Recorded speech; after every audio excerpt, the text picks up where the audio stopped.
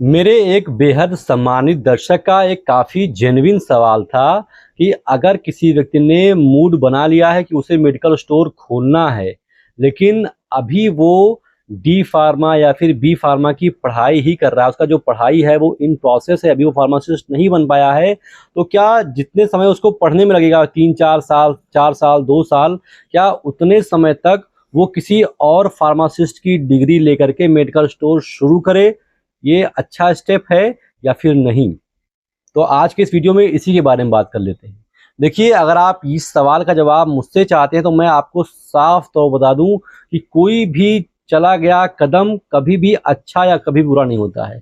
Depend करता है कि वो जब आपने वो फैसला लिया उस समय सिचुएशन क्या थी और लॉन्ग टर्म में वो सिचुएशन जो जिस समय आपने फैसला लिया था उसका परिणाम क्या आता है। मान के चलिए कि आपने किसी और फार्मासिस्ट की डिग्री ले ली और आपने जो आपका गैप था 2 साल का, अगर आपने किसी और की फार्मेसी की डिग्री ले ली और 2 साल तक अपना दुकान खोल लिया और उस 2 साल में आपने 2 करोड़ रुपए कमा लिए, तो ये आपका बहुत अच्छा फैसला था। जब तक आप बी फार्मा, डी फार्मा कर रहे हैं, किसी और की डिग्री के माध्यम से ही सही, अगर आपने उन 2 सालों में 1 करोड़, 2 करोड़ रुपए कमा लिए, अच्छा खासा प्रॉफिट कमा लिया, अगर ऐसा संभावना है कि आपके हाथ में डॉक्टर है, आपके हाथ में सब कुछ सेटिंग है, डॉक्टर तैयार हैं बैठने के लिए आपके पास 4-5 डॉक्टर, सब कुछ सेटअप, आपका खाली फार्मेसी की कमी है, तो आप किसी और की डिग्री लेकर के शुरू कर दीजिए। आपका इतना तगड़ा फायदा हो रहा है अगर ये 2 करोड़ रुपए का, तो बहुत अच्छा स्टेप है।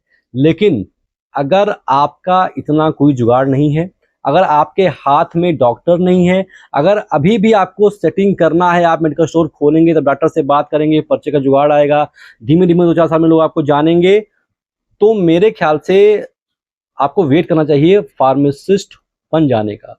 क्योंकि अगर आप फार्मासिस्ट अभी फार्मेसी कर रहे हैं, आपने दुकान खोला, आपको 2-4 साल लग रहा है और उसी बीच में खुदा ना खास्ता कहीं कोई डीआई साहब आपके पास आते हैं, आपको आपके आपके ऊपर फाइन लगा देते हैं, या फिर कोई ऐसी बात बन जाती है कि वो फार्मासिस्ट चला जाता है, कुछ भी हो जाता है, या फिर 2 साल के बाद आप दोबारा अपना खुद अप्लाई कर रहे हैं, तो वो जो लाइसेंस है, आपको जितना पैसा आपके लाइसेंस बनने में लगता है, उतना पैसा आपको फिर से दोबारा देना पड़ेगा। मतलब आपका एक एक्स्ट्रा खर्चा बढ़ जाएगा।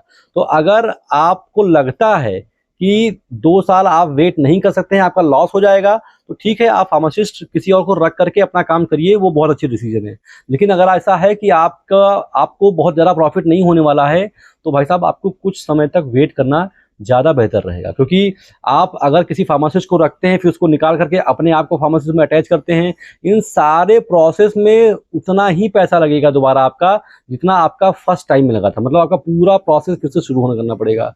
तो इससे अच्छा है कि कुछ समय आप वेट कर लीजिए, मार्केट को एनालाइज कर लीजिए, जो बचे कुचे सर्वेज होते हैं उसको कर लीजिए, अच्छे तरीके से लोकेशन को देख लीजिए, डॉक्टर साहब से बातचीत कर लीजिए, उसके बाद आप खुद फार्मेसी खोलेंगे तो आपका ज़्यादा फायदा होगा। ये मेरा व्यक्तिगत मानना है। मैं ये नहीं कह रहा हूँ कि मैं 100% सही हूँ या गलत हूँ।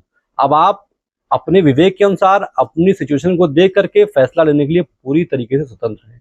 आपको एक चीज़ और बतानी है कि अगर आपको मेडिकल स्टोर खोलना है, अभी आप पढ़ाई लिखाई कर रहे हैं, कहीं नौकरी कर रहे हैं, आपको मेडिकल स्टोर खोलना तो है, लेकिन आपको उसके बारे में कोई बहुत विशेष नॉलेज नहीं है, तो ऐसे लोगों के लिए मैंने एक कोर्स लॉन्च किया है जिसका नाम है शिवनीता मेडिकल स्टोर कोर्स। इस कोर्स में मैं आपको बहुत सरल भाषा में, बहुत आसान तरीके से बताता हूं कि मेडिकल स्टोर खोलने के लिए ऑब्वियसली आवश्यकता होती है एक ड्रग लाइसेंस की। वो ड्रग लाइसेंस कैसे बनता है, ड्रग लाइसेंस बनवाने के लिए कौन कौन से जरूरी दस्तावेज या फिर डॉक्यूमेंट्स की आवश्यकता होती है, अभी लेटेस्ट अपडेट क्या है। इसके अलावा आपको मेडिकल स्टोर खोलना है तो जाहिर सी बात है आपको बनाना पड़ेगा रैक काउंटर।